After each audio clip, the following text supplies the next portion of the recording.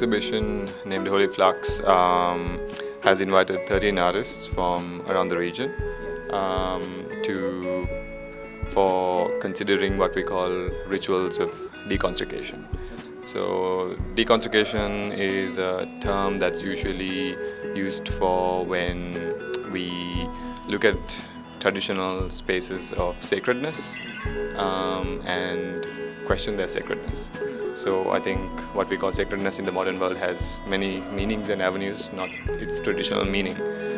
So we've invited 13 artists from the region, Singaporean, Sri Lankan, and local artists, and we've collaborated with them as the Packet Collective. We're a collective of artists and curators to think of that question. What does it mean to consider objects, spaces, things, different systems as holy or unholy, or to be more specific, sacred. Yeah. So this is where we've come and we've gathered these artists together to really just for them to think about that question and provide different, maybe better questions or their expression of what it means to them. Is this your first year for festival? This is actually our third year. We started with Future Landing, and then last year we were part of Excess Building. There was an exhibition, and that was named Office of Master Resignation, that we participated as the Packet Collective only. And this is the first time we are working with artists outside of our collection and in a more curatorial capacity. So the research work primarily consisted of the way we work is as a collective is we usually get together and just share different kinds of research interests, things that are moving us, things that are bothering us, things that we're thinking about a lot as a group. That's where we started thinking about it, and then we asked ourselves for this kind of theme loosely, this question really, what is considered sacred and where is it placed these days, with this question, and what happens to it when you question what is sacred.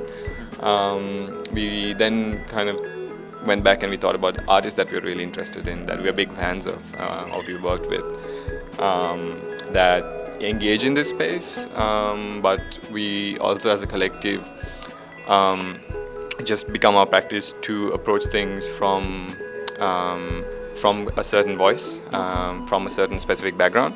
So we also looked at artists who are speaking from certain communities, especially marginalized communities or minorities, and not speaking at them or with them. So they're speaking from that community. So either they're from that community or they have a deep personal connection to that community or social class or whatever. So that's where we started off, and then we were looking at these artists, we approached them, and we spoke about the work they've done before and what they're thinking about now, what they're thinking with now, if that was relevant and if that the theme connected with them. And then we started this probably at the beginning of the year. So over the 6 months, we worked with the artists in collaboration, having constant conversations. And it's also, if you look around, our work is very interactive in a sense, to use a word. So it straddles the line between an install and an exhibition. So all of it is participatory. You have to go inside and participate they invite you to participate in all of these works. So it's been a lot of back and forth with figuring out the mechanics and how and their rituals, right? So we think a lot about what that means. So until it came together, I feel like it's always a constant research process. And then the reason we also as a collective gravitate towards this kind of work is everything here is conversational. So it's an ongoing. So we speak to people who visit, and everything they do, we ask them what did you feel about that, and did that resonate with you, or how did that make you feel, or did you see things differently, or did you not feel anything? So those kind of conversations are ongoing, and most of the artists are also present here, and they come in and have these conversations with visitors. One message you would like to give to the audience, because whenever there is a festival, artistic or any other festival, that people's support is required. So what is your message to the audience? I think with Serendipity, and the reason we also keep gravitating back to it is the diversity in both the curation, the exhibitions, the type of exhibition, even the things outside of what is traditionally, many things outside of what is traditionally known as art. And I think as an audience that is very inviting, and I think it's a very soft approach, and that can be very accessible. So you don't have to be very serious about it. I think you can come here and engage with these works and take your time and really enjoy all of it. So I think that would be the message. So come here and just have a look, take everything in, absorb everything, and if you're in the mood for that, I think this is the best thing to do. Because such type of festivals give you knowledge and exploring opportunities. Because last year there were few venues, the venues also increased, so festival has also grown, so people support is required. Yes sir, thank you sir. Thank you very much.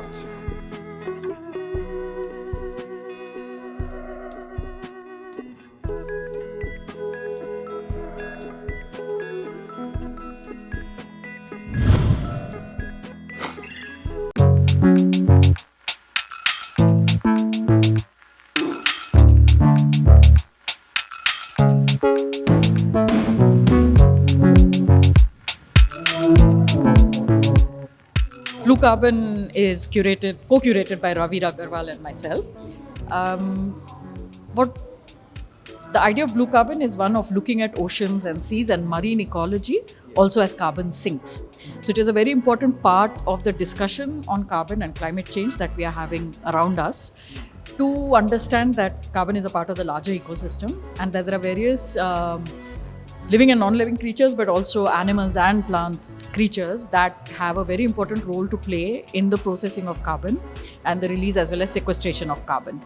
So we wanted to bring that idea into the discussion, and Serendipity was generous enough to agree to allow us to do this here.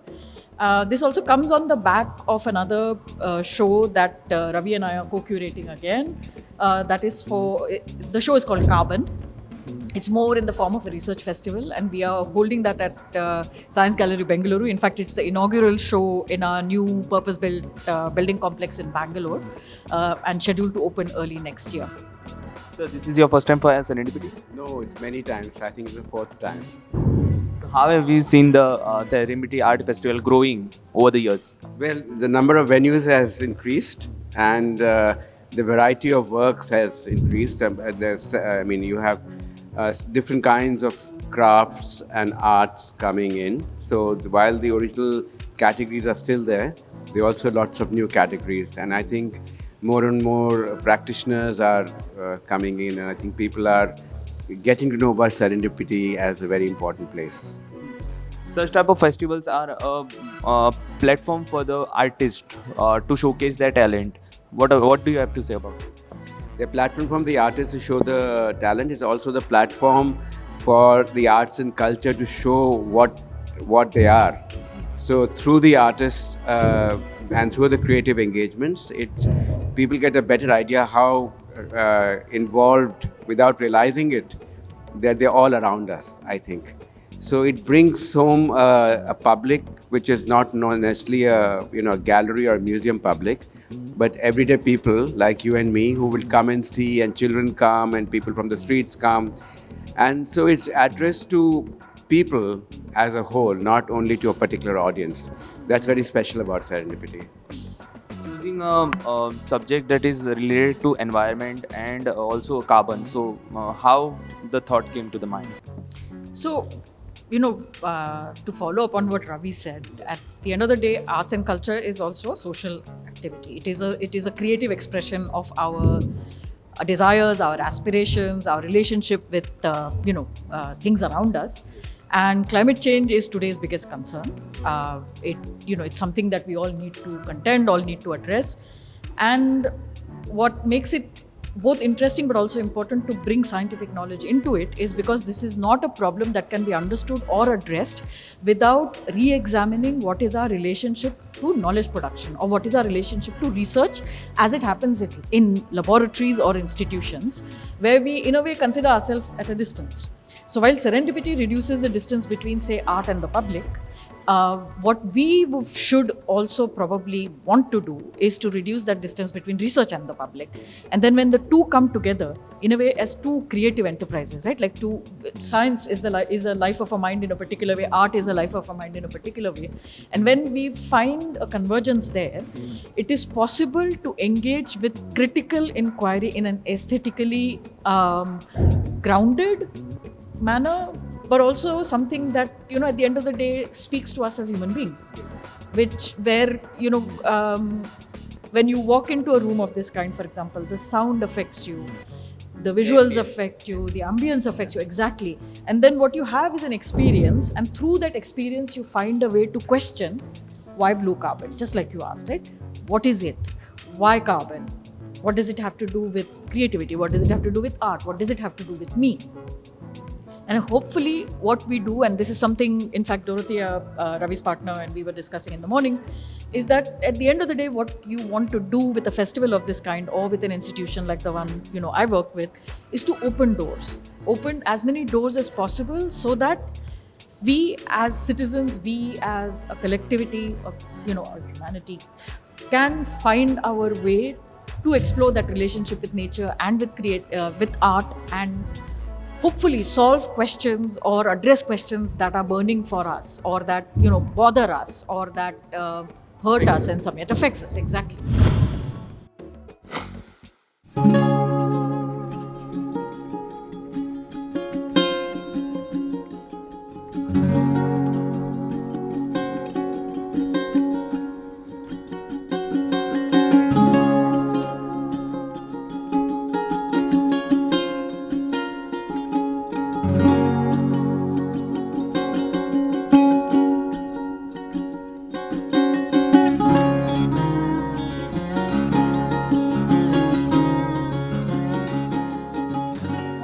मैं हरियाणा से हूँ और पानीपत मेरा home town है। वहाँ पे handloom की बहुत सारी फैक्ट्रियाँ हैं जहाँ पे मैं लंबे टाइम से काम कर रही हूँ, और उन्हीं फीमेल को लेके मेरा काम है जो माइग्रेट होके हरियाणा में आके काम कर रहे हैं, और वो हैंडलूम मार्केट में काम करते हैं, क्योंकि एशिया की सबसे लार्जेस्ट मार्केट है पानीपत में जहाँ पे हैंडलूम का काम होता है।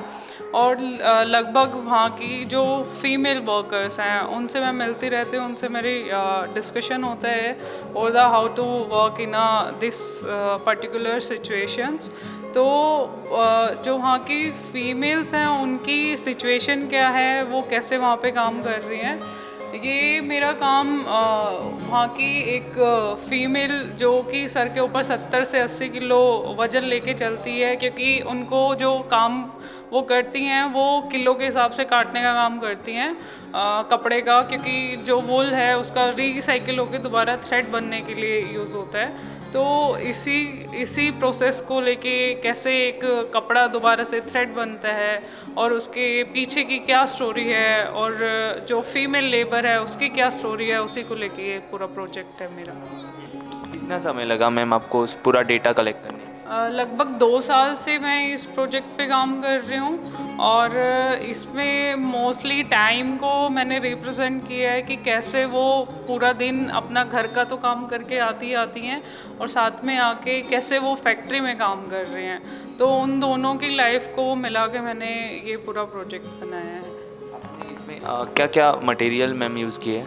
मैं मोस्टली ऑयल टिन यूज़ करती हूँ, जो तेल के रिसाइकिल करके मेरा मीडियम है, क्योंकि मैं जो रिसाइकिल करके यूज़ करती हूँ ऑयल के कनस्तर, उन्हीं से मैं काम बनाती हूँ। और उसमें मैंने छोटा छोटा स्टिचिंग भी किया है, क्योंकि जो फीमेल है वो घर में बैठ के कैसे कपड़े को सिलती है, रिसाइकिल चीज़ बनाती हैं, उन सब चीज़ों से जुड़ के ये काम बना है। और ये जो हमारे घर में ऑयल के टीन यूज़ होते हैं, ऑयल के कनस्तर, वही है, और उनको मैंने क्लीन करके देन उसको रीट्रीट करके तब मैंने इसको काम किया है।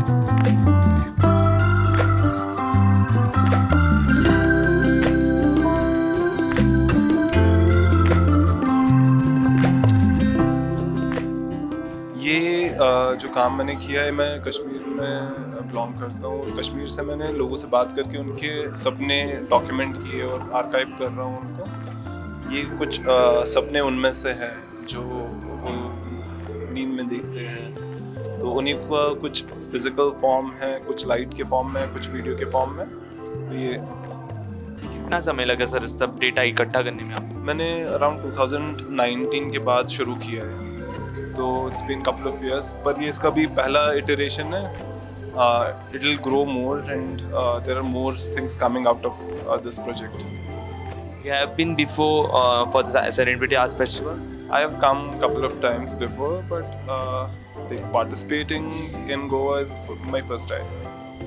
How is with the experience? Experience is good. Like I really enjoyed it. Thank you. Thank you, sir. Thank you so much.